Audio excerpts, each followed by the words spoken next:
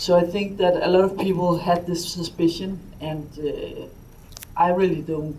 I tend to believe that she met some people that she really found interesting, and yeah. So just yeah. Does she still have her apartment? Yes, and you can say she didn't. It was not like she got the apartment from directly from Nashi or something like that. But you can say that she got a lot of things that you wouldn't get as a normal girl in that age. Yeah. Yes. Okay. Yeah. I really appreciate that you say it's a critical move, but you were also critical towards the fact that you didn't just leave the conclusion that Nashi was to blame for this attack. I really appreciate that. But what will you be in Russia when the film actually shows there? Because I'm sort of thinking about how strong the reactions might be there when it actually shows there. I don't know yet, so I haven't thought that out. If I only go out, so yes. After Masha left Nashi, did you ever get the feeling that she was nervous about this documentary being made and how that might impact her in terms of the Kremlin's opinion? Yeah. So when she saw the film, she told me that she was a bit worried about if it could affect her career, and I of course all the time thought about if it could, yeah, of course also affect her career, but even of course more if it could affect her, like if could she be attacked, things like that. And she all the time was telling me that she couldn't imagine at all that this would happen. She even got angry with me for asking about this. And recently we talked about it again because after the film was shown in Sundance, the people, there was starting to be like Twitter messages to her, like saying, some of them saying like traitors and things like that. So of course and what is this kind of film? And so she would not getting threatened, but it's like very uncomfortable for her in the internet. So I've asked her again, and she's really saying that she couldn't believe that this would happen. And I also talked both with Oleg, Kashin, and Ilya about this, and they also say that they don't think that something could happen to her in that direction. But you can say that, so she got some advantages from also being a part of Nashi, and she definitely did.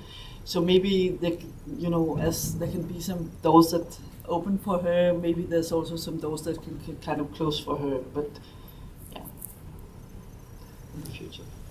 Do you think that showing this film in Russia could have any impact on the presidential election? No. No, I don't think so. But hopefully that when it's shown, that I really hope that people will discuss it a lot, and I would hope also that Nashi really would like to be a part of this discussion, because I think that the more discussion, the better. And I think actually that if I should say that I hope that the film would say something, it would be something like that. Let's have a discussion and a dialogue, and not just telling that the other ones is enemies and yeah, things like that. So, For footage, did you use cell phone footage at all, or with iPhones now? yeah, I think I'm not sure if any of the things was from iPhones. Maybe some of it. Maybe the sitting on the car, and maybe also the dildo propeller or something like that, because the dildo. Yes, some of these things it could be from cell phones, but I think actually the other stuff was from a little better camera, but still on a user consumer level. Yes. Did you try to talk to Vasily? It's Vasily. Yeah. Did you try to? Yes, I tried to get an interview with him. He refused. Yeah, he never answered me back. So I tried in a very official way because I thought it should be the best. I wrote both him and Shoko a letter and made sure that they got it, and they never answered me back, so they didn't want to participate. I think. Yes. What actually happened after the assault? I mean, we witnessed that it was hurt bad, but what actually happened? I mean, did he break a leg? Did he break an arm? Did he? How bad was it? And what actually happened? So he broke his jaws in 2 places, and also his scalp, and he has now like a platinum plate. I think he also says in the film, and he lost 1 finger, and I think he walks. He doesn't walk well now. I think he still walks bad. Then he has something with the eye, and he's missing a lot of teeth, and maybe some more. Yeah.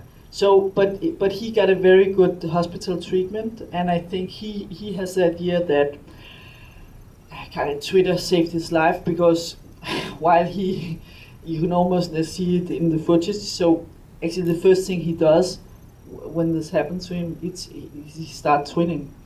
So he was tweeting about what had happened to him, and then there was a lot of attention drawn to it, and that's why he thinks also that he got such good treatment in the hospitals, because Medvedev actually went out and talked about this, made an official statement, and so he think actually this kind of saved his life, because if he had gone to maybe a normal hospital, maybe it wouldn't have been So I don't know about this, because I don't know, but this is Oleg's own belief.